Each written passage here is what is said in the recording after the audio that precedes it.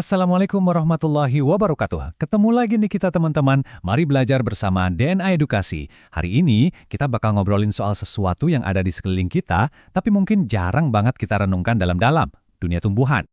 Allah Subhanahu wa Ta'ala lewat Al-Quran itu seolah-olah ngasih kita bocoran kalau di dalam setiap tumbuhan ada banyak banget tanda kebesarannya. Nah, yuk kita coba intip sains di baliknya, biar iman kita makin kuat. Pertanyaan ini nih, jadi gerbang kita buat mulai. Sehelai daun itu kelihatannya sederhana banget ya. Padahal di dalamnya itu terjadi proses-proses yang super rumit dan penting banget buat kehidupan kita semua. Yuk, kita beda bareng-bareng keajaibannya. Oke, kita mulai dari tantangan pertama nih. Coba deh bayangin, ada pohon yang tinggi banget. Gimana caranya air dari dalam tanah bisa naik sampai ke daun yang paling atas? Padahal itu kan jelas-jelas melawan gaya gravitasi. Ini benar-benar rekayasa alam yang luar biasa loh. Jawabannya itu ada di proses yang namanya transpirasi. Biar gampang, bayangin aja tumbuhan itu punya jutaan sedotan super kecil di daunnya. Nah, waktu air menguap dari daun, itu efeknya kayak ada yang nyedot air dari bawah. Tarikannya itu kuat banget, dan inilah yang narik air dari akar sampai ke puncak.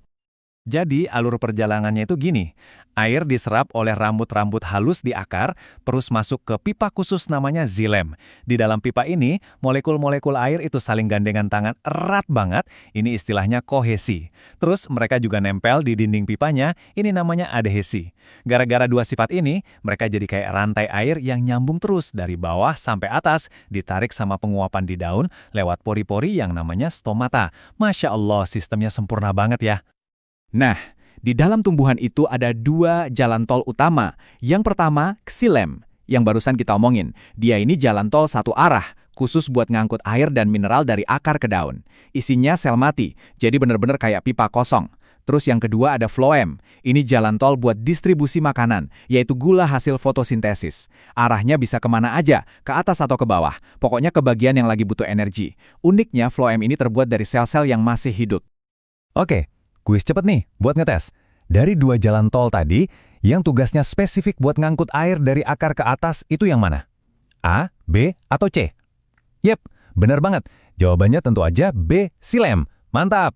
Sekarang kita siap lanjut ke keajaiban berikutnya. Tantangan kedua, tumbuhan kan nggak punya otak atau sistem saraf ya. Terus kok dia bisa pinter?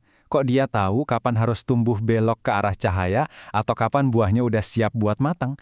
Ternyata mereka punya sistem komunikasi rahasia yang canggih banget. Tumbuhan itu berkomunikasi pakai sinyal-sinyal kimia yang kita sebut hormon. Mirip kayak di tubuh kita, hormon ini yang ngatur hampir semua hal di kehidupan tumbuhan. Ada auksin, si arsitek pertumbuhan, ada etilen, si spesialis pematangan buah, dan banyak lagi.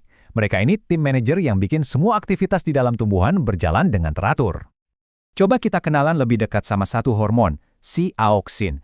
Tugas utamanya itu sederhana, bikin sel jadi lebih panjang. Nah, kalau kondisi ideal, di mana cahaya datang lurus dari atas, auksin ini bakal tersebar merata di seluruh batang. Hasilnya, semua sisi batang tumbuh seimbang, jadi batangnya tumbuh lurus ke atas. Tapi, gimana kalau cahayanya datang dari samping? Misal, dari arah jendela. Nah, disinilah keajaibannya. Ternyata, auksin ini kayak malu sama cahaya. Jadi dia bakal pindah dan ngumpul di sisi batang yang lebih teduh atau gelap. Karena di sisi gelap ini banyak auksin, sel-selnya jadi tumbuh lebih panjang dan lebih cepat.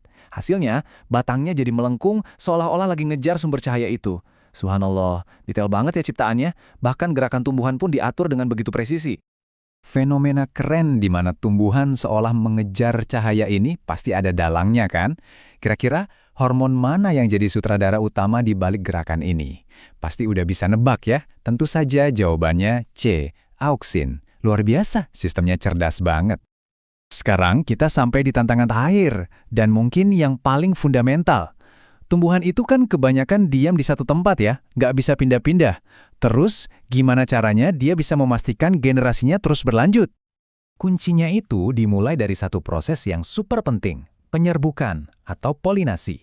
Ini adalah langkah pertama di mana serbuk sari yang isinya sel jantan harus berhasil mendarat di bagian betina bunga. Kalau langkah pertama ini aja gagal, ya udah nggak akan ada yang namanya buah atau biji. Begitu serbuk sari nempel di kepala putik, sebuah perjalanan luar biasa dimulai.